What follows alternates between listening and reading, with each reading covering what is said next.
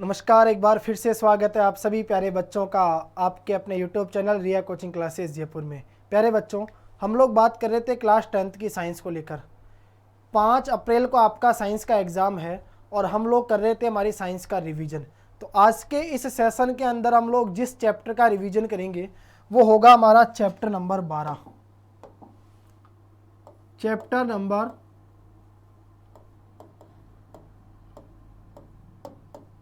और chapter number 12 का नाम क्या है बच्चों? विद्युत।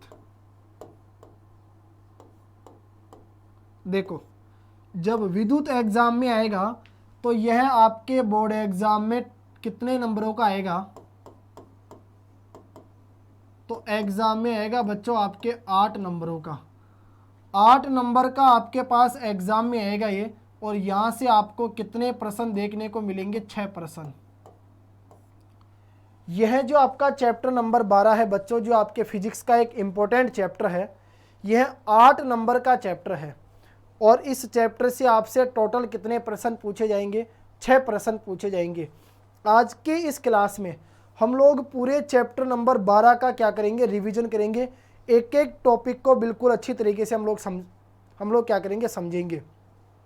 फिर अगली जो हमारी क्लास होगी उसके अंदर मैं लेके आऊँगा आपके लिए आंकिक प्रश्न। तो आंकिक प्रश्न जो होंगे वह आपके चैप्टर नंबर 10 के भी होंगे और चैप्टर नंबर 12 के भी होंगे। ठीक है, वो क्लास आपको कल सुबह तक जरूर जल्दी मिल जाएगी। तो उसमें हम लोग पढ़ेंगे आंकिक प्रश्न, एक तो किसके? चैप्टर नंबर 10 के और एक चैप्टर नंबर 12 के। इससे पहले की जो हमारी क्लासें हुई थी उसमें हमने एक तो चैप्टर नंबर 2 का संपूर्ण रिवीजन किया था और एक हमने चैप्टर नंबर, जो हमारा कौन सा चैप्टर था बच्चों? जो आपका 13वां चैप्टर था, विद्युत धारा का चुंबकीय प्रभाव। ठीक है, इनका हमने क्या कर लिया था? कंप्लीट रिवीजन कर लिया था। तो देखो, चैप्टर नंबर 12 की जब हम लोग शुरुआत करेंगे तो सबसे पहला प्रश्न आपसे पूछा जा सकता है विद्युत विभव को लेकर। ठीक है, मान के चलिए यहां से आपसे प्रश्न पूछा गया कि विद्युत विभव की परिभाषा लिखते हुए या विद्युत विभव को परिभाषित करते हुए मात्रक बताइए। ठीक है, तो सबसे पहले तो हम लोग पढ़ेंगे विद्युत विभव क्या होता है। आप लोग याद रखना, एकांक धनावेश को, एकांक का मतलब होता है इकाई। क्लियर? एकांक धनावेश को अनंत से विद्युत क्षेत्र के किसी बिंदु तक लाने में किया गया कार्य विद्युत विभव के नाम से जाना जाता है। तो अगर सबसे पहले आपसे पूछ ली जाए कि बताइए विद्युत विभव की परिभाषा क्या होती है, तो आप लोग याद रखना, एकांक, एकांक का मतलब होता है बच्चों इकाई। एकांक धन आवेश को अनंत से विद्युत क्षेत्र के किसी बिंदु तक लाने में किया गया कार्य विद्युत विभव के नाम से जाना जाता है। ठीक है, दूसरी बात, विद्युत विभव बराबर आपके पास में फॉर्मूला आता है कार्य बटा परीक्षण आवेश का मान।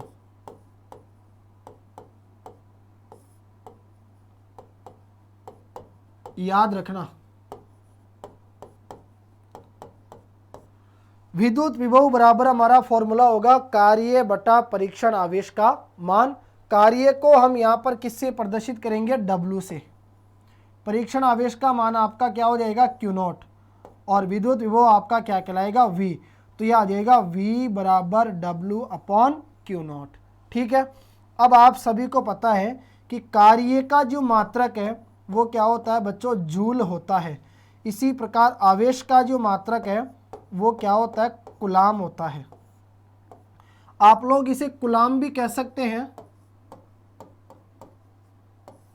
और इसे क्या नाम दे सकते हैं? कूलम्ब भी कह सकते हैं। दोनों का मतलब एक ही होता है, याद रखना। तो जूल बटा कूलाम, और जूल बटा कूलाम किसके बराबर होता है बच्चों? वोल्ट के बराबर होता है। देखो, प्रश्न कई बार एग्जाम में अगर मान लो 2 नंबर का यहाँ से प्रश्न पूछ ले तो आपसे ये कह सकता है कि विद्युत विभव को परिभाषित करते हुए मात्रक का क्या कीजिए? व्युत्पन्न कीजिए। ठीक है, तो सबसे पहले आया विद्युत विभव की परिभाषा जो मैंने आपको बताई। विद्युत विभव बराबर याद रखना कार्य बटा परीक्षण आवेश का मान। कार्य को हम लोग W से प्रदर्शित करते हैं, विद्युत विभव क्या होता है V, और परीक्षण आवेश का मान क्या होता है Q0। ठीक है, तो इस प्रकार आपने देखा कि जूल बटा कुलाम, जूल होता है कार्य का मात्रक और कुलाम किसका मात्रक होता है, यहाँ पर आवेश का मात्रक, और जूल बटा कुलाम जो है वो किसके बराबर होता है, वोल्ट के बराबर होता है। तो बताओ यहाँ से आपके पास निकल के आया कि विद्युत विभव का जो मात्रक है वो क्या होता है, वोल्ट होता है। ठीक है, ये बात आप लोग याद रखना। इसके बाद देखो वोल्ट की अगर हम बात करें तो इटली के एक प्रसिद्ध वैज्ञानिक वे थे जिनका नाम था अलेसांद्रो वोल्टा। ठीक है, याद रखना आप लोग, इटली के वैज्ञानिक थे एक अलेसांद्रो वोल्टा। क्लियर, और इन्हीं के सम्मान में विद्युत विभव का जो मात्रक है वो क्या रखा गया था, बताओ, वोल्ट रखा गया था। क्लियर। दूसरी चीज आप लोग याद रखना, विद्युत विभव जो है वो क्या होती है, एक अदिश राशि होती है। कैसी राशि है, यह एक अदिश राशि है।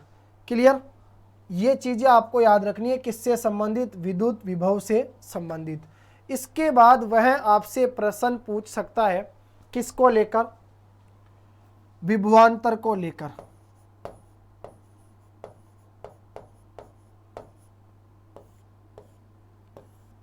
आप लोग याद रखना, विभवांतर का वैसे तो शाब्दिक अर्थ होता है दो विभवों के बीच का अंतर। ठीक है, विभवांतर का मतलब क्या होता है, दो विभवों के बीच का अंतर होता है। क्लियर। अगर विभवांतर की आपसे क्या पूछी जाए, परिभाषा पूछ ली जाए, तो आप सभी प्यारे बच्चे याद रखना कि एक कूलाम धनात्मक आवेश को विद्युत क्षेत्र में एक बिंदु से दूसरे बिंदु तक ले जाने में किया गया कार्य जो है वो उन दोनों बिंदुओं के बीच में उत्पन्न विभवांतर के क्या होता है, बराबर होता है। ठीक है, अगर आप लोग विभवांतर की क्या याद रखना चाहो बच्चों, परिभाषा याद रखना चाहो, तो आप लोग इस प्रकार से याद कर सकते हैं कि एक कूलाम धनात्मक आवेश को विद्युत क्षेत्र के एक बिंदु से दूसरे बिंदु तक ले जाने में किया गया कार्य उन दोनों बिंदुओं के बीच उत्पन्न विभवांतर के क्या होता है, बराबर होता है। ठीक है, और मैंने आपको बताया कि विभवांतर का मतलब क्या होता है, दो विभवों के बीच का अंतर। अब मान लीजिए आपके वो दो बिंदु हो गए ए और बी, तो जब आप दो विभवों के बीच का अंतर निकालोगे तो उसको हम लोग किससे प्रदर्शित करेंगे, डेल वी से, और ये आ जाएगा डेल वी बराबर वी बी माइनस का वी ए। ये आ गया आपका दो विभवों के बीच का अंतर। ठीक है, वी बी माइनस का वी ए। क्लियर, जो बराबर होता है किसके, W अपॉन Q, यानी कार्य बटा आवेश के बराबर। ठीक है, और याद रखना विभवांतर भी क्या है आपके, एक अदिश राशि है। ठीक है, और विभवांतर का ऐसा ही मात्रक यानी अंतरराष्ट्रीय मात्रक भी क्या होता है, तो आप लोग याद रखना वोल्ट होता है। ठीक है, देखो विद्युत विभव और विभवांतर दोनों की परिभाषाएं अलग अलग है। क्लियर, दोनों अदिश राशियां हैं, दोनों के मात्रक क्या होते हैं, वोल्ट होते हैं। क्लियर। अब देखो यदि मान लीजिए आपसे पूछ ली जाए बच्चों एक वोल्ट की परिभाषा, आपसे क्या पूछी जाए, एक वोल्ट की परिभाषा पूछी जाए, तो आप लोग याद रखना आपको विभवांतर का मान एक वोल्ट कब प्राप्त होगा, जब किए गए कार्य का मान तो क्या होगा, एक जूल होगा, और आवेश जो है वह आपका क्या होगा, एक कूलाम होगा। तो यदि आवेश एक कूलाम हो और किए गए कार्य का मान एक जूल हो तो उस कंडीशन में हमारे को जो विभवांतर है वो क्या प्राप्त होता है बच्चों, एक वोल्ट प्राप्त होता है। ठीक है, अब देखो विभवांतर से संबंधित आपसे एक प्रश्न पूछा जाएगा वोल्ट मीटर को लेकर। वोल्ट मीटर,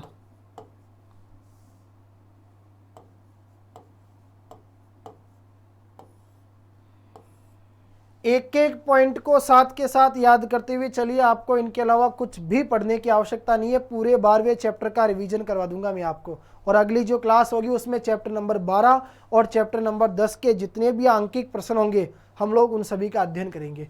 ठीक है, देखो वोल्ट मीटर। वोल्ट मीटर एक ऐसा यंत्र होता है जिसके द्वारा विभवांतर को मापा जाता है। याद रखना, विभवांतर को किसके द्वारा मापा जाता है? वोल्ट मीटर के द्वारा मापा जाता है। क्लियर? तो वोल्ट मीटर से संबंधित पहला पॉइंट आप लोग याद रखो, यह एक ऐसा यंत्र होता है जिसके द्वारा विभवांतर को मापा जाता है। और दूसरा पॉइंट आप लोग याद रखना, यह जो वोल्ट मीटर होता है आपका, ठीक है, इस वोल्ट मीटर को विद्युत परिपथ के समांतर क्रम में क्या किया जाता है? जोड़ा जाता है। तो याद रखना, वोल्ट मीटर को परिपथ के कौन से क्रम में जोड़ा जाता है? इसे परिपथ के समांतर क्रम में क्या किया जाता है? जोड़ा जाता है। ठीक है, तो दो बातें आप लोग याद रखना, किसको लेकर? वोल्ट मीटर को लेकर। तो सबसे पहला पॉइंट हमने पढ़ा बच्चों, विद्युत विभव। विद्युत विभव के बाद में हमने बात करी किसको लेकर? विद्युत विभवांतर को लेकर। दोनों टॉपिक कंप्लीट हो गए, वोल्ट मीटर भी आपका कंप्लीट हो गया। अब हम लोग यहाँ पर बात करेंगे किसे लेकर? विद्युत धारा को लेकर। देखो विद्युत धारा, ध्यान से समझते हुए चलना आप लोग एक एक प्रश्न को। विद्युत धारा का मतलब होता है आवेशों के प्रवाह की दर। ठीक है, किसी चालक में आवेश के प्रवाह की दर को विद्युत धारा के नाम से जाना जाता है। तो सबसे पहले आपने पढ़ा विद्युत धारा की परिभाषा। बताओ परिभाषा क्या याद रखोगे? तो आपने कहा कि सर किसी चालक में आवेशों के प्रवाह की जो दर होती है उसे विद्युत धारा के नाम से जाना जाता है। ठीक है, चलो इसके बाद देखो, विद्युत धारा बराबर आपका सूत्र होगा, विद्युत धारा बराबर सूत्र होगा बच्चों हमारा आवेश बटा समय। ठीक है, बताओ विद्युत धारा बराबर सूत्र क्या होगा? आवेश बटा समय। क्लियर? अब देखो, विद्युत धारा को लिखेंगे हम लोग I, आवेश को लिखेंगे Q और समय क्या आ जाएगा हमारा T। तो I बराबर Q अपॉन T। यदि मैं आपसे कहूँ बताइए यहाँ से Q का मान निकालो, तो Q का मान अगर निकालोगे तो I किससे गुना हो जाएगा बच्चों? ये आपके T से गुना हो जाएगा, तो Q बराबर आ जाएगा आपका IT। ठीक है, ये चीज़ें आप लोग यहाँ से याद रखना। देखो,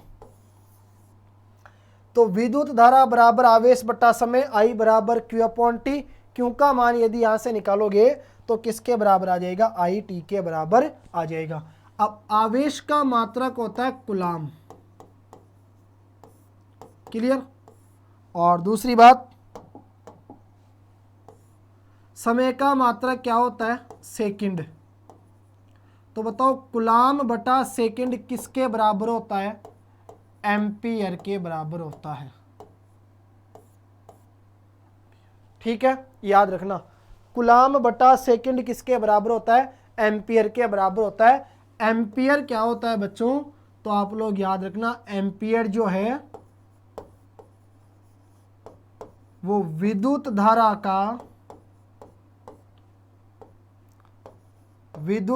का क्या होता है? SI मात्रक होता है।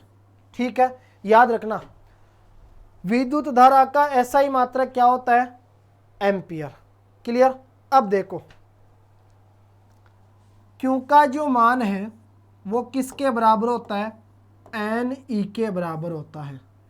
N का मतलब यह है यहाँ पर, आप लोग याद रखना, मैं ज़्यादा समय खराब नहीं करना चाहूँगा। N का मतलब है बच्चों चालक में प्रवाहित इलेक्ट्रॉनों की संख्या। किसी चालक में प्रवाहित इलेक्ट्रॉनों की जो संख्या होती है उसे हम लोग किससे प्रदर्शित करते हैं? N से प्रदर्शित करते हैं। और ई जो है वो क्या कहलाएगा आपका इलेक्ट्रॉनों पर आवेश। ठीक है, ई का मतलब क्या है यहाँ पर इलेक्ट्रॉनों पर आवेश है। ठीक है, दूसरी बात, एक प्रश्न आप लोग यहां से याद रखना, एक इलेक्ट्रॉन पर आवेश का मान, एक इलेक्ट्रॉन, देखो इसको ई माइनस लिखते हैं क्योंकि इलेक्ट्रॉन जो होते हैं वो ऋणात्मक प्रवृत्ति के होते हैं। तो एक इलेक्ट्रॉन पर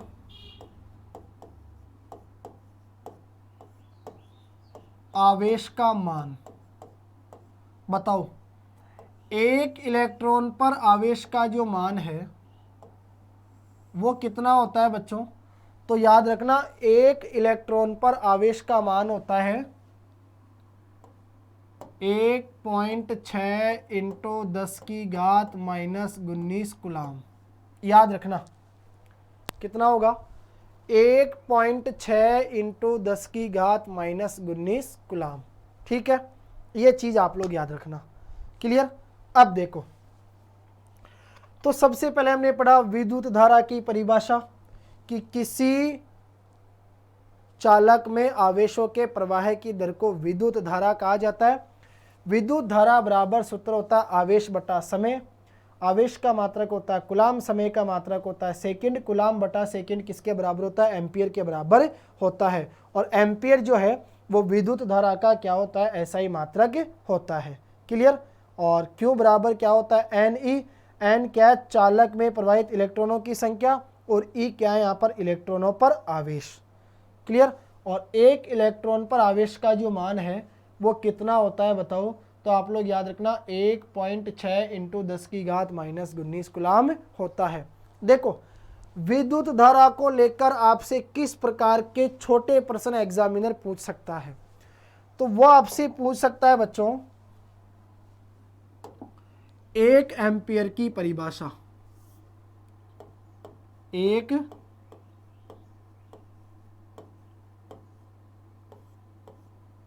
एम्पियर की परिभाषा।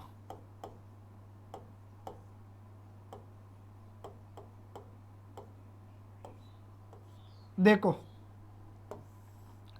अगर 1 एम्पियर की परिभाषा आपसे पूछी जाए, ठीक है, तो आप लोग याद रखना, अभी थोड़ी देर पहले आपने पढ़ा था कि सर कूलाम बटा सेकंड बराबर क्या होता है? एम्पियर होता है। तो मैंने आपसे कहा 1 कूलाम बटा 1 सेकंड, बताओ क्या हो जाएगा? 1 एम्पियर के बराबर हो जाएगा।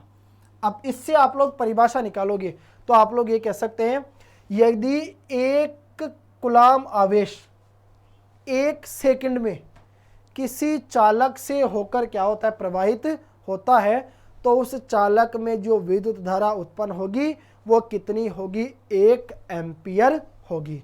ठीक है, ये बात आप लोग याद रखना। और देखो, विद्युत धारा जो होती है वो हमेशा निम्न विभव से उच्च विभव की ओर बहती है। याद रखना, छोटे छोटे प्रश्न है, 1 नंबर के एग्जामिनर आपसे पूछ सकता है। तो पहला पॉइंट आप लोग याद रखना, विद्युत धारा जो है वो निम्न विभव से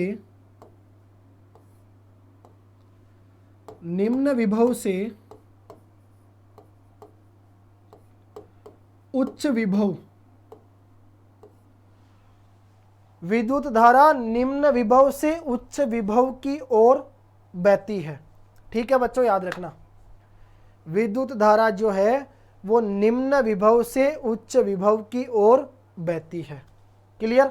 अब देखो दूसरी बात, विद्युत धारा की जो दिशा होती है वो धनात्मक आवेश के प्रवाह की दिशा होती है। याद रखना आप लोग कि विद्युत धारा की जो दिशा होती है वो धनात्मक आवेश के प्रवाह की दिशा होती है।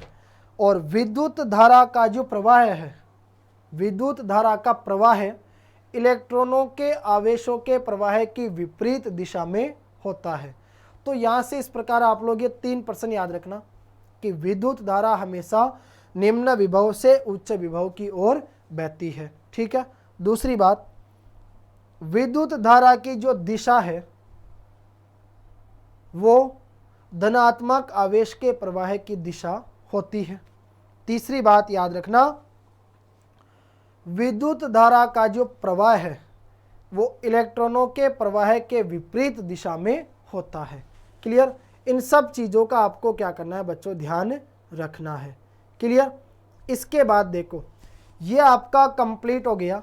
सबसे पहले पढ़ा विद्युत विभव, फिर आपने पढ़ा विद्युत विभवांतर, और विद्युत विभवांतर के बाद में हमने क्या पढ़ा बच्चों, विद्युत धारा। क्लियर। ये 3 टॉपिक आपके कंप्लीट हो गए। अब आपसे प्रश्न पूछेगा वो किसको लेकर, ओम के नियम को लेकर।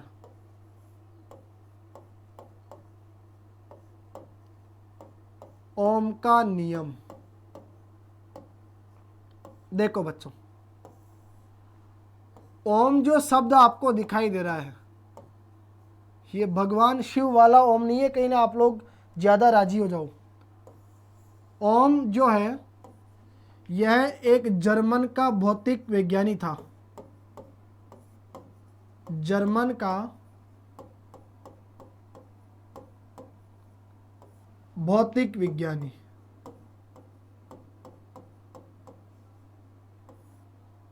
याद रखना आप लोग, ओम कौन था? ओम जर्मन का एक भौतिक वैज्ञानिक था। क्लियर। और इसका पूरा नाम अगर आपसे पूछ लिया जाए तो आप लोग याद रखना, पूरा नाम था इनका जॉर्ज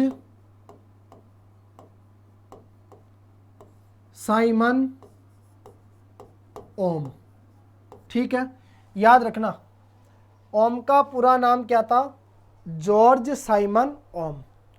ओम के नियम के अनुसार यदि किसी चालक की भौतिक अवस्था में कोई भी परिवर्तन नहीं किया जाए तो उस चालक के दोनों सिरों के बीच उत्पन्न विभवांतर और उस चालक में प्रवाहित विद्युत धारा का जो अनुपात है वो हमेशा क्या रहता है बच्चों? नियत रहता है। याद रखना, ओम के नियम के अनुसार यदि किसी चालक की भौतिक अवस्था में कोई भी परिवर्तन नहीं किया जाए तो उस चालक के दोनों सिरों के बीच उत्पन्न विभवांतर और उस चालक में प्रवाहित विद्युत धारा का जो अनुपात है वो हमें क्या प्राप्त होता है? नियत प्राप्त होता है। तो यहां से आप लोग याद रखना, ओम का नियम क्या कहता है कि विभवांतर और विद्युत धारा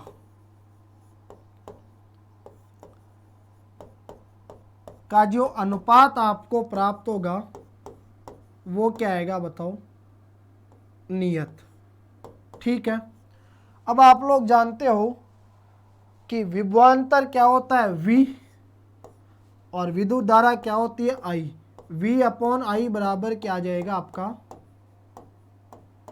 नियतांक।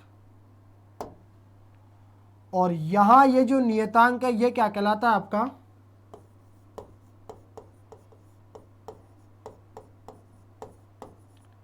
आनुपातिक स्थिरांक। ठीक है, जो आपको प्राप्त होगा बच्चों क्या? R।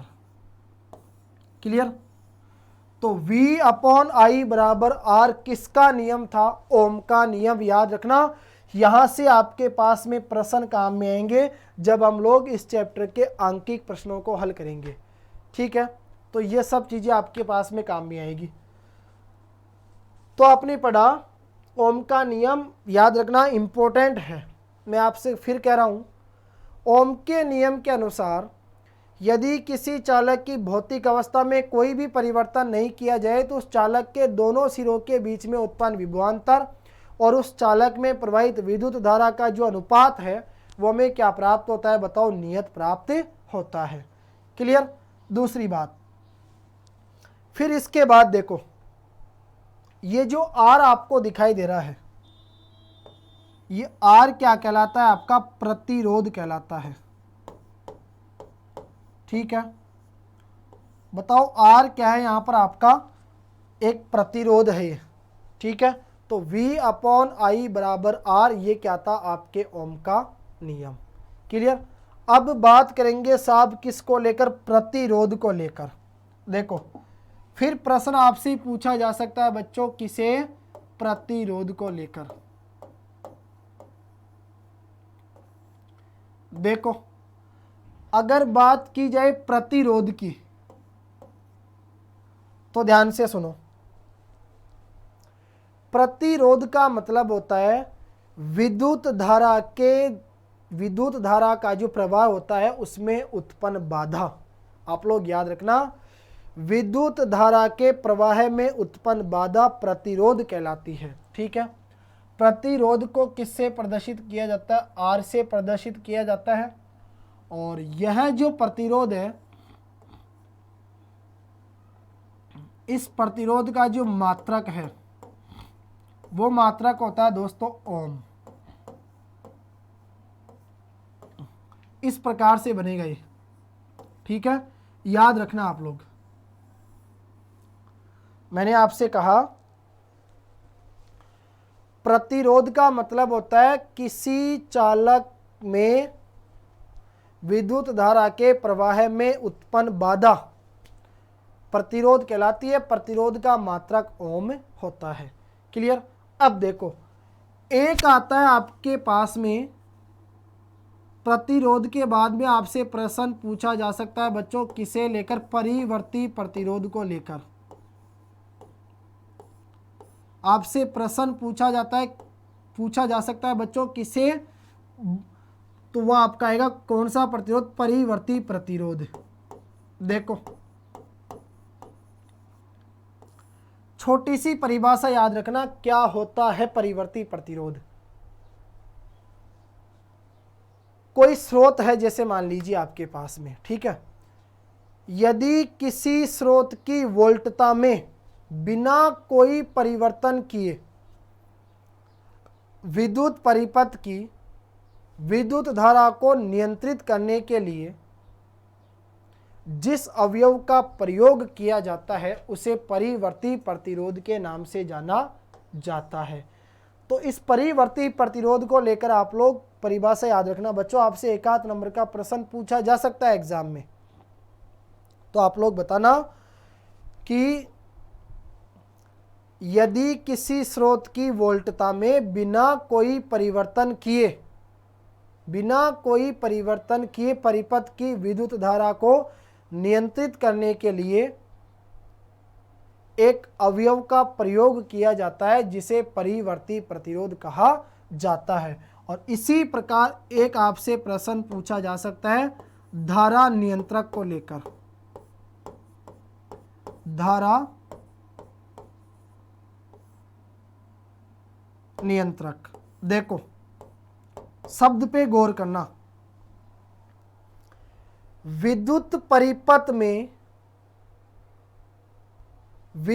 परिपथ का जो प्रतिरोध होता है उस प्रतिरोध को परिवर्तित करने के लिए एक युक्ति का उपयोग किया जाता है जिसे धारा नियंत्रक के नाम से जाना जाता है। याद रखना बच्चों, विद्युत परिपथ के प्रतिरोध को परिवर्तित करने के लिए यानी बदलने के लिए एक युक्ति का प्रयोग किया जाता है जिसे धारा नियंत्रक के नाम से जाना जाता है। देखो एक पीछे हमारा एक टॉपिक छूट गया और छोटा सा टॉपिक है एमीटर।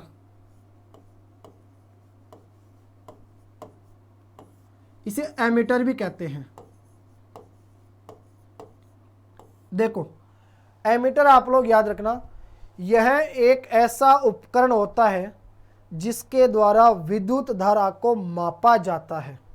विद्युत धारा को हम लोग किस में मापते हैं, एम्पियर में। एम्पियर विद्युत धारा का क्या होता है, मात्रक होता है। और जिस यंत्र के द्वारा विद्युत धारा को मापा जाता है उसे बच्चों एमीटर कहा जाता है। और एमीटर को ध्यान रखना परिपथ के कौन से क्रम में जोड़ा जाता है, तो याद रखना इसे परिपथ के श्रेणी क्रम में जोड़ा जाता है। अब यहाँ से है ना, मैंने आपको दो चीज़ें बताई एमीटर को लेकर कि एमीटर विद्युत धारा को मापने का क्या करता है, कार्य करता है। एक ऐसा यंत्र होता है जिसके द्वारा विद्युत धारा को मापा जाता है और एमीटर को परिपथ के श्रेणी क्रम में क्या किया जाता है बच्चों, जोड़ा जाता है। ठीक है, चलो धारा नियंत्रक भी आपका हो गया, परिवर्ती प्रतिरोध भी हो गया आपका, प्रतिरोध भी आपने पढ़ लिया। अब हम लोग बात करेंगे विशिष्ट प्रतिरोध को लेकर। देखो प्रश्न पूछा जा सकता है बच्चों किसके संदर्भ में, विशिष्ट प्रतिरोध के संदर्भ में।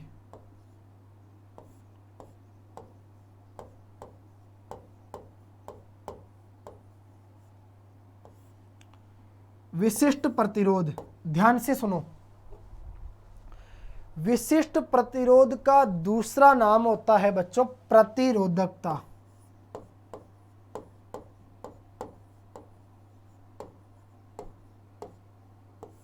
ठीक है, विशिष्ट प्रतिरोध को क्या कहा जाता है, विशिष्ट प्रतिरोध को प्रतिरोधकता के नाम से जाना जाता है और इसे इस प्रकार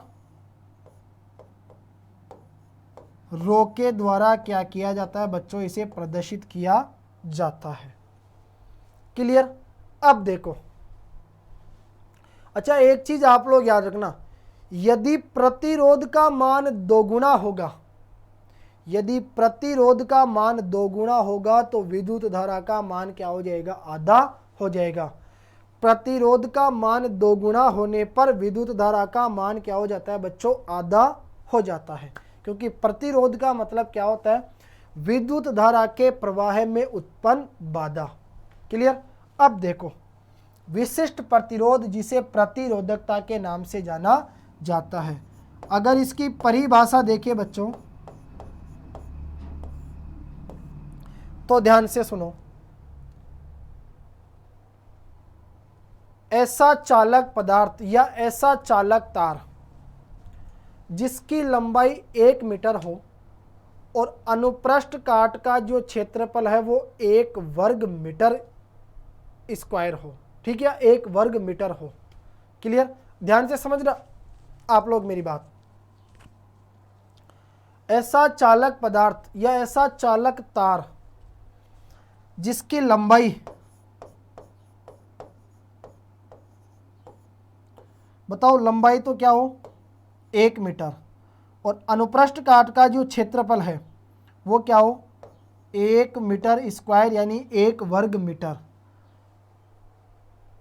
तो उसका जो प्रतिरोध है वह विशिष्ट प्रतिरोध या प्रतिरोधकता के नाम से जाना जाता है। क्लियर। दूसरी चीज, जो बच्चों आपका प्रतिरोध होता है, प्रतिरोध को हम लोग किससे प्रदर्शित करते हैं, आर से। याद रखना, यह जो प्रतिरोध है यह चालक की लंबाई के क्या होता है, अनुक्रमानुपाती होता है। याद रखना, प्रतिरोध चालक की लंबाई के अनुक्रमानुपाती होता है, तो मैंने लिखा आर समानुपाती एल, ये बन गया हमारा बच्चों समीकरण 1। ठीक है, मैंने आपसे क्या कहा, वह चालक तार जिसकी लंबाई 1 मीटर हो और अनुप्रस्थ काट का क्षेत्रफल 1 वर्ग मीटर हो, तो उस चालक तार का प्रतिरोध प्रतिरोधकता यानी विशिष्ट प्रतिरोध के नाम से जाना जाता है। ठीक है, यह जो प्रतिरोध है यह चालक तार की लंबाई के अनुक्रमानुपाती होता है, जबकि जो प्रतिरोध है वो अनुप्रस्थ काट के क्षेत्रफल के क्या होता है बच्चों, व्युत्क्रमानुपाती होता है। तो दूसरा पॉइंट आप लोग याद रखना कि चालक तार का जो प्रतिरोध है वह अनुप्रस्थ काट के क्षेत्रफल के क्या होता है, व्युत्क्रमानुपाती होता है। तो उसको हम लोग लिख देंगे आर, यह आ जाएगा समानुपाती 1/a। एल का मतलब लंबाई है और ए का मतलब क्या है,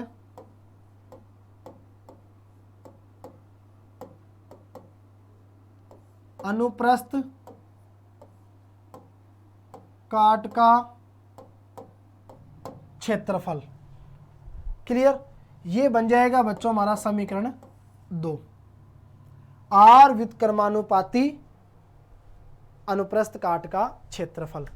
समीकरण 1 और 2 से सोल्व करेंगे तो ये बन जाएगा आपका आर व्युत्क्रमानुपाती, एल को 1 से गुणा करेंगे तो एल बटे में आ जाएगा ए। व्युत्क्रमानुपाती आपका हटेगा तो आर बराबर यहाँ पर एक नियतांक आएगा जो क्या कहलाएगा आपका इस प्रकार से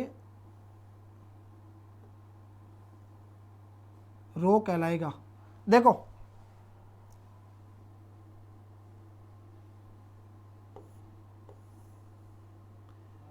पीछे है ना थोड़ी सी गलती हो गई, आप लोग याद रखना। यह इस प्रकार से बनेगा, जैसे एक मोटा पी बनाते हैं ना, इस प्रकार से। क्लियर? अब देखो तो ये आ जाएगा आर बराबर रो गुणा एल अपॉन ए। क्लियर? यहां से एक प्रश्न वो आपसे पूछेगा कि यह जो प्रतिरोधकता है जिसे विशिष्ट प्रतिरोध के नाम से जाना जाता है, इस प्रतिरोधकता का एसआई मात्रक क्या होता है?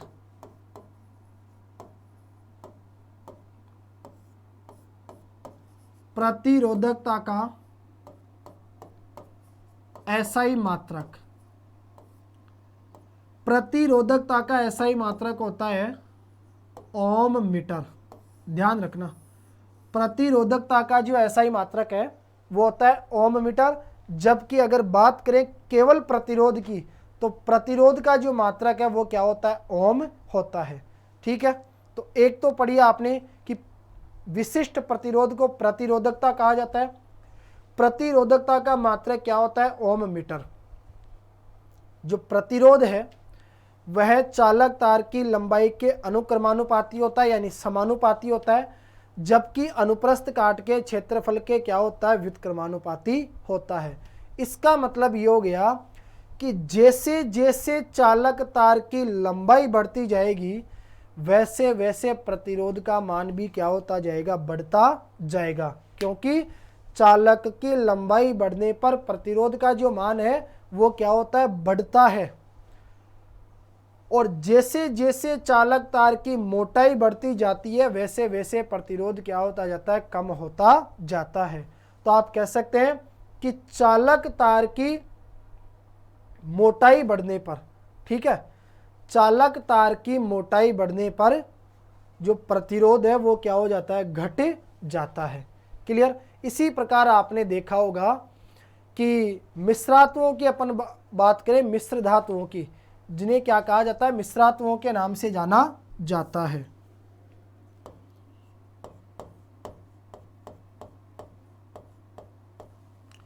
आपको पता है मिश्रातुओं का जो उपयोग है वो हम लोग करते हैं जैसे विद्युत इस्त्री, विद्युत टोस्टर, इन चीज़ों में। क्यों करते हैं?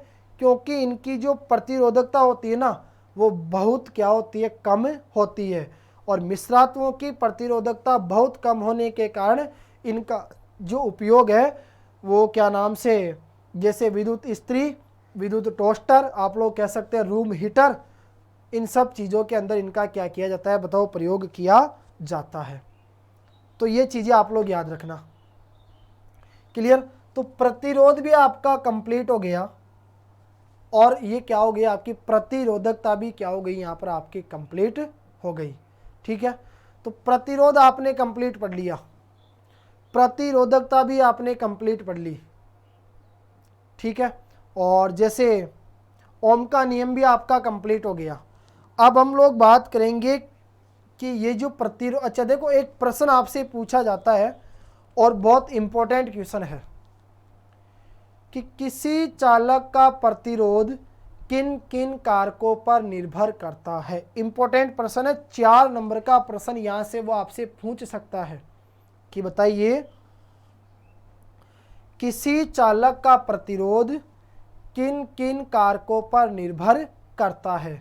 तो आप लोग याद रखना बच्चों, चालक का जो प्रतिरोध है वो उसकी लंबाई पर निर्भर करता है, दूसरा उसके अनुप्रस्थ काट के क्षेत्रफल पर निर्भर करता है, और तीसरा आएगा जो आपका वो होता है पदार्थ, उस पदार्थ की जो क्या होती है प्रकृति, उस प्रकृति पर क्या करता है? निर्भर करता है। और एक आएगा आपके टेम्परेचर यानी किसके ऊपर, ताप के ऊपर। तो 4 पॉइंट आप लोग यहाँ से याद रखना कि कोई सा भी प्रतिरोध हो, प्रश्न पूछा जाएगा, बताइए प्रतिरोध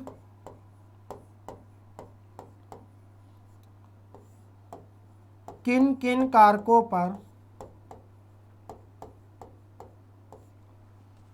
प्रश्न है प्रतिरोध किन किन कारकों पर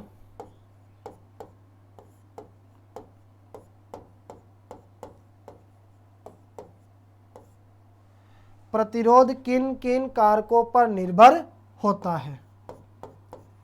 तो किसी चालक तार का जो प्रतिरोध है वो आप लोग याद रखना 4 कारकों के ऊपर निर्भर करता है। सबसे पहला आता है चालक की लंबाई पर, दूसरा है चालक के अनुप्रस्थ काट के क्षेत्रफल पर, और फिर तीसरा आता है पदार्थ की प्रकृति पर, चौथा आता है किसके ऊपर, आपके ताप के ऊपर। ठीक है, तो 4 पॉइंट आप लोग यहां से याद रखना।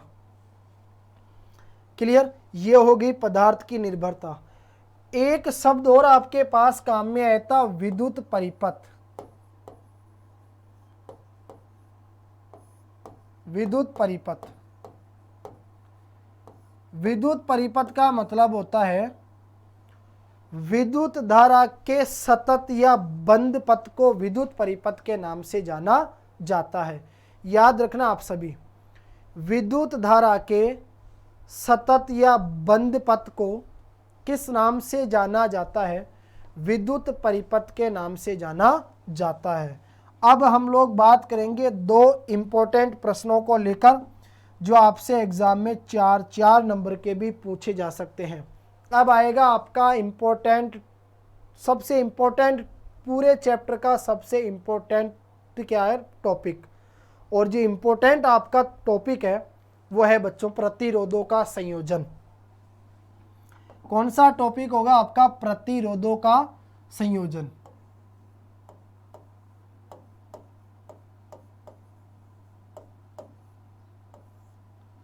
यह आ गया आपके प्रतिरोधों का संयोजन।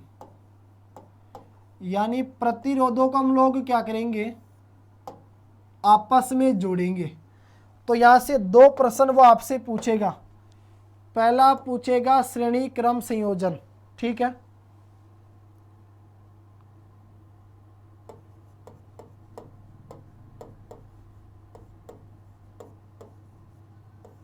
श्रेणी क्रम संयोजन। देखो श्रेणी क्रम संयोजन में क्या किया जाता है बच्चों, जितने भी प्रतिरोधों को जोड़ा जाता है, चाहे 2, 3, 4, 5 कितने भी प्रतिरोध हो, उनके एक सिरे को दूसरे सिरे से मिलाकर क्या किया जाता है, जोड़ा जाता है। तो जब भी श्रेणी क्रम संयोजन की बात आएगी तो श्रेणी क्रम संयोजन के अंदर आप लोग है ना 2 चीज़ों का मुख्य रूप से ध्यान रखना बच्चों। विद्युत धारा जो होगी I, वो प्रत्येक सिरे पर क्या होगी, समान, जबकि विभवांतर जो होगा V, ठीक है, वो क्या होगा आपका अलग अलग। V क्या है यहां पर, आपका विभवांतर है, और I क्या है बच्चों, आपकी विद्युत धारा।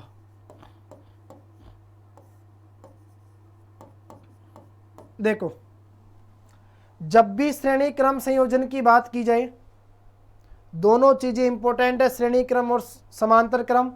जब आंकिक प्रश्न हल करोगे तो यहीं से आपका दिमाग काम करेगा, जिसके आधार पर आप लोग आंकिक प्रश्नों को सोल्व कर पाओगे, नहीं तो एक भी आंकिक प्रश्न को आप लोग सही नहीं कर सकते। श्रेणी क्रम संयोजन में विद्युत धारा जो होगी वो प्रत्येक सिरे पर समान होगी, जबकि विभवांतर जो होगा वो क्या होगा, अलग अलग होगा। अब इसका आपको क्या बनाना है, आपको एक परिपथ चित्र बनाना है। देखो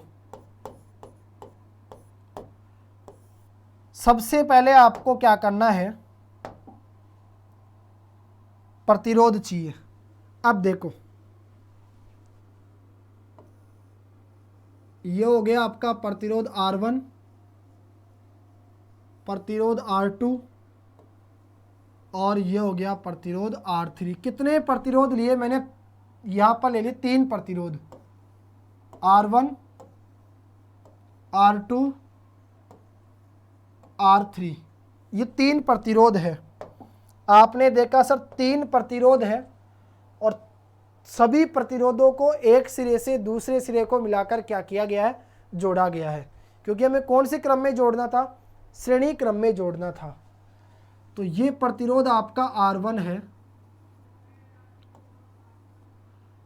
इस R1 से आप लोग क्या जोड़ दोगे? एक वोल्ट मीटर, जो विभवांतर को मापने का क्या करेगा? काम करेगा। ठीक है। दूसरा, फिर जोड़ो दूसरे प्रतिरोध से,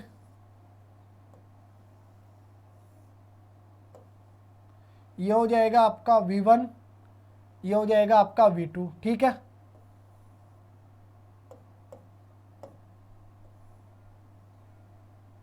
दो वोल्ट मीटर जोड़ दिए।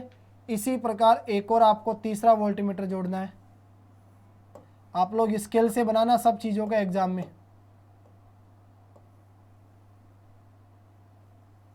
ये देखो, सबसे पहले कितने प्रतिरोध काम में आए हमारे पास में? 3 प्रतिरोध। तीनों प्रतिरोधों को हमने क्या किया? एक सिरे से दूसरा सिरा मिलाकर जोड़ दिया और तीनों प्रतिरोधों के साथ में आपने 3 क्या जोड़ दिए? वोल्ट मीटर जोड़ दिए। क्लियर? ये हो गया जैसे आपका AB, ये हो गया आपका CD, ये हो गया आपका EF। ठीक है।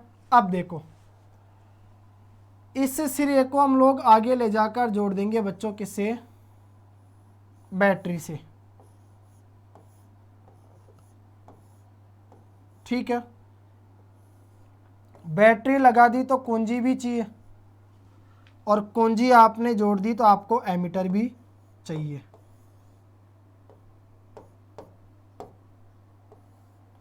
प्लस माइनस में कंफ्यूजन मत होना बिल्कुल भी, क्योंकि अब ध्यान से सुनते जाओ। ये आपकी कुंजी है, यह आपका एमीटर हो गया। ये 3 आपने वोल्ट मीटर जोड़ दिए, 3 आपके अलग अलग प्रतिरोध हो गए जिनको श्रेणी क्रम में जोड़ा गया। ये हो जाएगी आपकी बैटरी। ठीक है। जो बड़ा वाला सिरा होगा वो होगा धनात्मक, जो छोटा वाला सिरा होगा वो होगा आपका ऋणात्मक। सबको पता है विद्युत धारा की जो दिशा होती है वो धनात्मक आवेश के प्रवाह की दिशा होती है। तो इस चीज़ को ध्यान में रखते हुए चलेंगे। तो विद्युत धारा बहेगी आपकी प्लस से माइनस की ओर। ठीक है। अब देखो, श्रेणी क्रम संयोजन की बात कर रहे हो। प्रत्येक सिरे पर विद्युत धारा का मान समान है, परंतु विभवांतर का मान क्या है? अलग अलग। तो कुल जो विभवांतर होगा,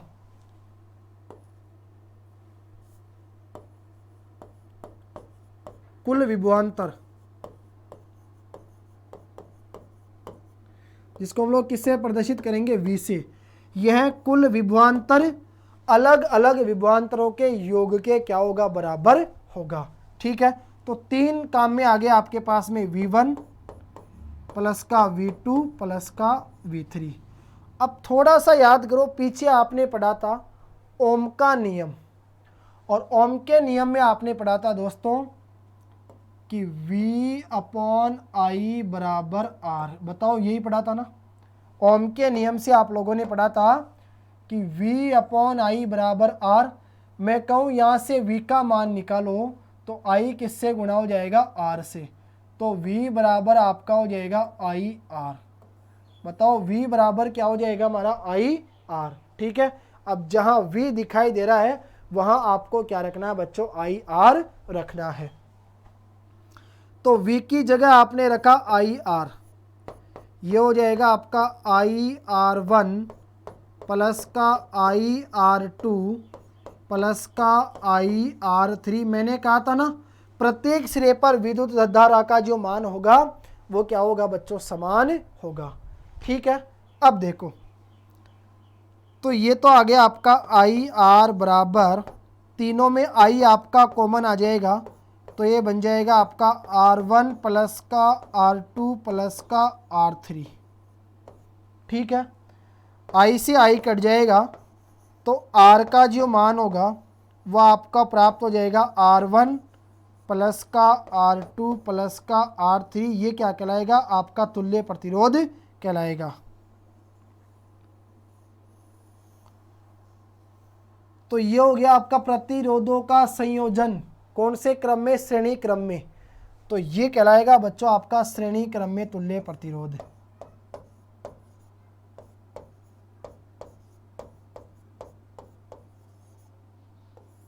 ठीक है, तो इससे निष्कर्ष निकला कि कुल जो प्रतिरोध है वो अलग अलग प्रतिरोधों के योग के क्या हो गया? आपको बराबर प्राप्त हो गया। ठीक है, तो ये तो आपका कंप्लीट हो गया यहां से प्रतिरोधों का श्रेणी क्रम संयोजन। क्या चीजें आपको ध्यान में रखनी है?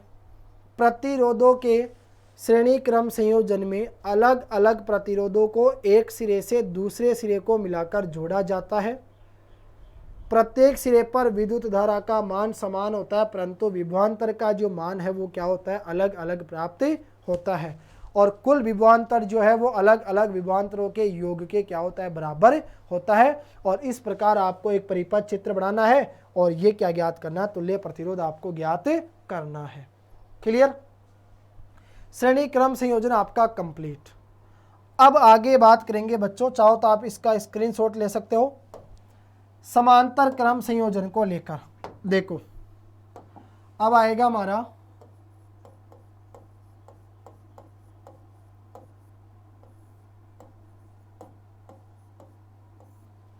समांतर क्रम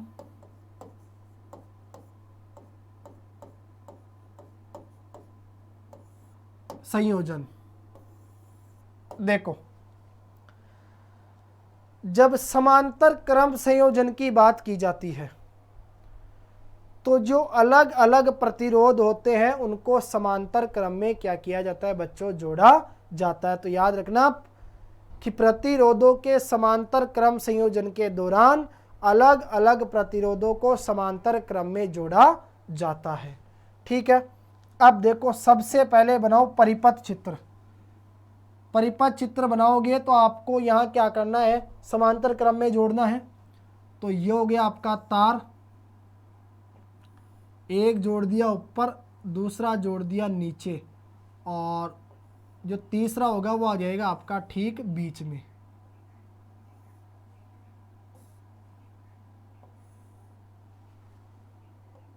R1 R2 R3। ठीक है,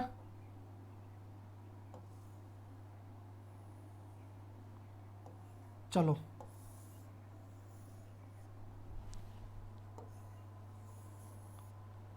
ये तीन प्रतिरोध हो गए हमारे पास, और तीनों प्रतिरोधों को हमने जोड़ा कौन से क्रम में? समांतर क्रम में। R1 R2 R3। देखो ये आई आपकी विद्युत धारा। अब यहां से है ना विद्युत धारा क्या हो जाएगी? आपकी अलग अलग हो जाएगी। एक ऊपर चली गई, दूसरा नीचे आ गई, तीसरी बीच में से निकलकर जाएगी। तो इस स्थिति में विद्युत धारा का जो मान होगा वो प्रत्येक सिरे पर क्या होगा? भिन्न भिन्न होगा। ठीक है, विद्युत धारा का मान अगर भिन्न भिन्न हो गया मतलब समझ लो विभवांतर का जो मान होगा वो क्या होगा? समान होगा, क्योंकि यहां पर आपको केवल एक ही विभवांतर को क्या करना है? जोड़ना है। और ये जुड़ गया आपका वोल्टमीटर। ठीक है, चलो वोल्टमीटर आपने जोड़ दिया। बैटरी चाहिए आपको, एक सिरा बड़ा दूसरा छोटा, एक सिरा बड़ा दूसरा छोटा। बड़ा वाला सिरा प्लस माइनस, धारा बहेगी प्लस से माइनस की ओर। ये हो जाएगी आपकी I1 I2 I3। बैटरी आपने लगा दी तो कुंजी भी लगाना जरूरी है। और कुंजी आपने लगा दी तो एक आपको क्या जोड़ना है बच्चों, एमीटर, जो विद्युत धारा को क्या करेगा, एम्पियर में मापने का कार्य करेगा। क्लियर। ये हो गया आपके समांतर क्रम संयोजन का परिपथ चित्र, जिसमें प्रतिरोधों को कौन से क्रम में जोड़ा गया बच्चों, समांतर क्रम में जोड़ा गया। ठीक है, अब देखो यहां से क्या क्या बातें आप लोग याद रखोगे। एक चीज तो आपको पता चली कि सर धारा का जो मान होगा, आई का जो मान होगा वो क्या होगा, अलग अलग होगा। ठीक है, जबकि विभवांतर का जो मान होगा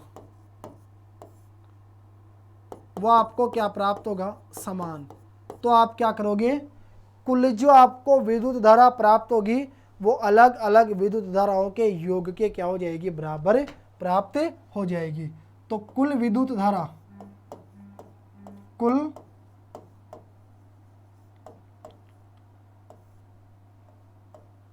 विद्युत धारा, ठीक है, यहां से कुल विद्युत धारा आ गई आपकी आई, और कुल विद्युत धारा जो होगी वो अलग अलग विद्युत धाराओं के योग के क्या जाएगी, बराबर I1 प्लस का I2 प्लस का I3। ठीक है, आपने पीछे पढ़ा था ओम के नियम से कि सर V अपॉन I बराबर क्या होता है, R। ठीक है, यहाँ से I का मान निकालोगे तो I बराबर हो जाएगा V upon R। Clear.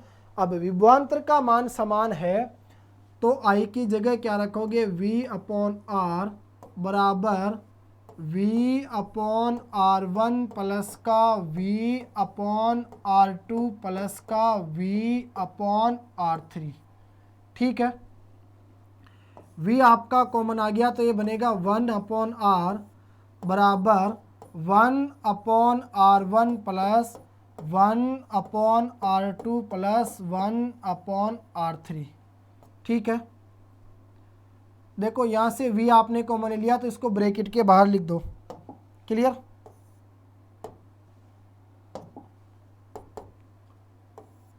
V से V कट जाएगा तो 1 अपॉन R का जो मान है वो प्राप्त होगा 1 अपॉन R1 प्लस का 1 अपॉन R2 प्लस का 1 अपॉन R3 के बराबर। तो इससे क्या निष्कर्ष निकला, ये हो जाएगा आपको समांतर क्रम में प्राप्त तुल्य प्रतिरोध।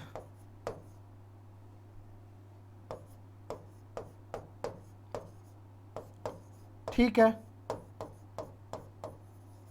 इससे आपको क्या निष्कर्ष पता चला कि सर कुल प्रतिरोध का जो व्युत्क्रम है वो अलग अलग प्रतिरोधों के व्युत्क्रम के योग के क्या होता है, बराबर हमारे को प्राप्त होता है।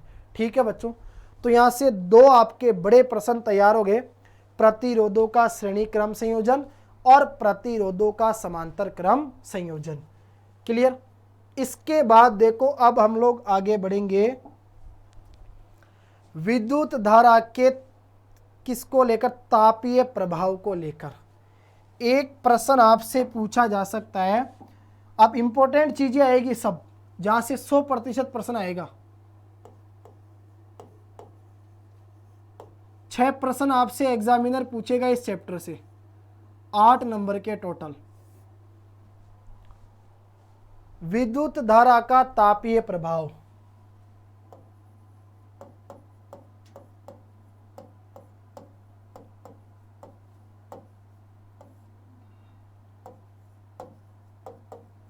ध्यान से सुनो। जब विद्युत धारा उच्च प्रतिरोध के तार से होकर प्रवाहित होती है तो उस तार का जो प्रतिरोध है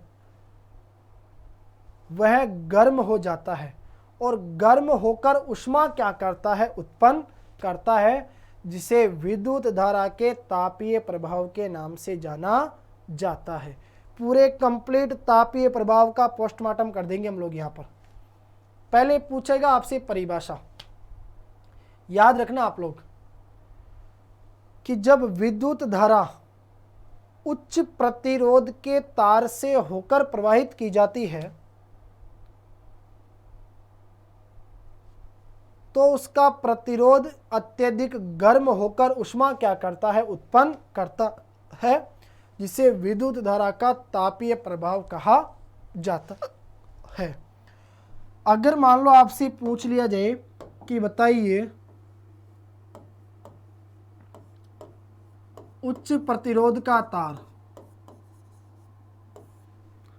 उच्च प्रतिरोध का तार अगर एग्जाम्पल पूछे तो याद रखना नाइक्रोम।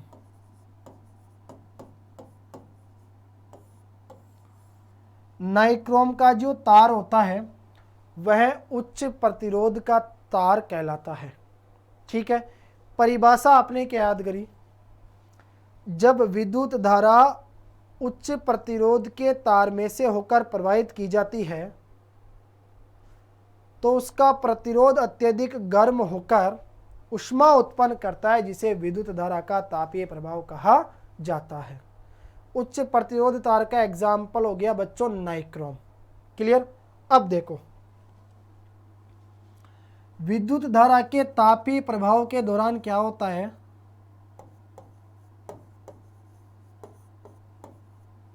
विद्युत ऊर्जा किसमें रूपांतरित होती है बच्चों, याद रखना उष्मीय ऊर्जा में क्या होती है, रूपांतरित होती है। आप लोग याद रखना यहां से विद्युत धारा के तापीय प्रभाव के दौरान क्या होता है, विद्युत ऊर्जा जो होती है वो किस में रूपांतरित हो जाती है बच्चों, ऊष्मीय ऊर्जा में रूपांतरित हो जाती है। एग्जाम्पल आपने देखा होगा, जब पंखा निरंतर चलता रहता है तो वह अधिक समय तक चलते रहने के कारण क्या हो जाता है, गर्म हो जाता है।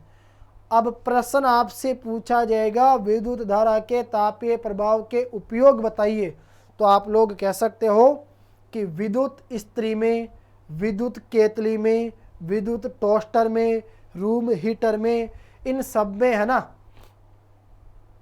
किसका प्रयोग किया जाता है, विद्युत धारा के तापीय प्रभाव का प्रयोग किया जाता है। इसके बाद अगला पॉइंट आता है हमारा, इंपॉर्टेंट है,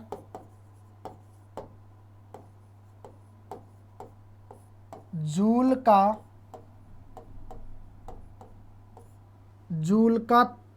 बताओ, जूल का क्या आएगा, जूल का तापन नियम। ठीक है, अगला पॉइंट आता है बच्चों हमारा जूल का कौन सा नियम, जूल का तापन नियम। देखो जूल का तापन नियम क्या कहता है, मान लीजिए आपके पास में कोई चालक पदार्थ है, ठीक है, और आपके पास में देखो जो चालक पदार्थ है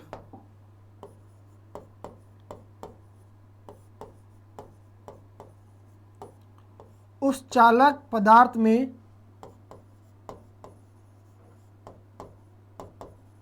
विद्युत धारा आई क्या हो रही है, बह रही है, या विद्युत धारा आई का क्या हो रहा है, उसमें से प्रवाह हो रहा है, जिसका प्रतिरोध क्या है, जिसका प्रतिरोध R है, और जिसके दोनों सिरों के बीच में उत्पन्न विभवांतर क्या है, V है। देखो हमें पहुंचना है जूल के तापन नियम तक, तो मैंने कहा माना कोई चालक पदार्थ है जिसमें विद्युत धारा I प्रवाहित हो रही है, जिसका प्रतिरोध R है तथा जिसके दोनों सिरों के बीच में उत्पन्न विभवांतर क्या है, V है। क्लियर। अब देखो तो मैंने कहा कि T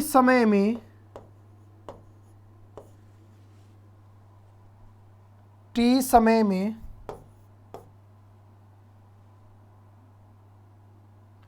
प्रतिरोध द्वारा किया गया कार्य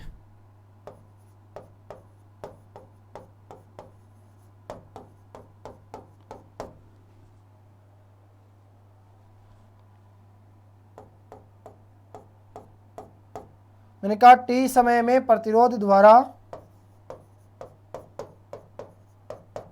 किया गया कार्य। ठीक है, तो टी समय में प्रतिरोध द्वारा किया गया जो कार्य होगा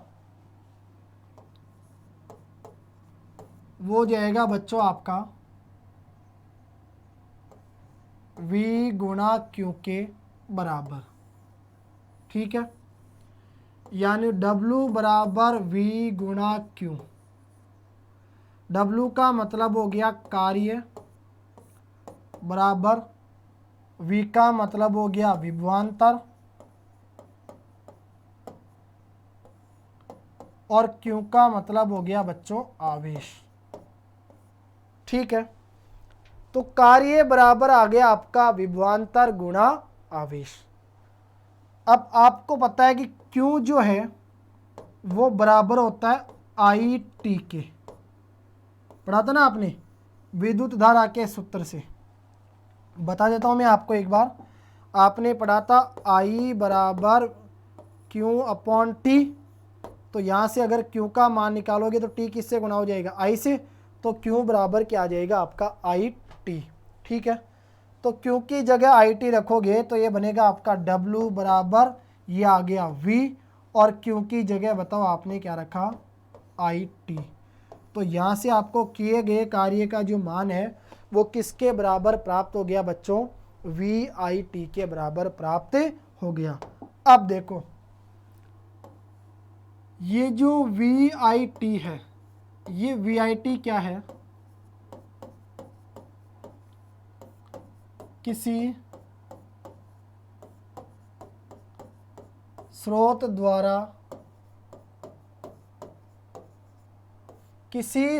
द्वारा परिपथ को प्रदान की गई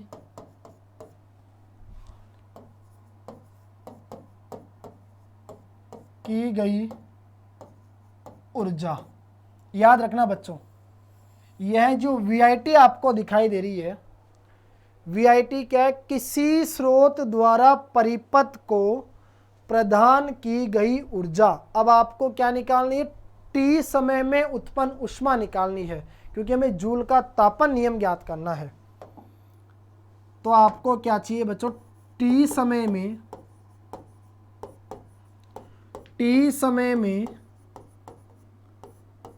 उत्पन्न ऊष्मा। टी समय में उत्पन्न ऊष्मा निकालोगे तो ऊष्मा क्या होगी आपकी H बराबर आ जाएगा आपका वी आई टी। ठीक है, और ओम के नियम से आपने पढ़ा था कि V का जो मान है वो किसके बराबर होता है बच्चों, बताओ आई आर के बराबर होता है। ठीक है, V का जो मान है वो किसके बराबर होता है, आई आर के बराबर होता है।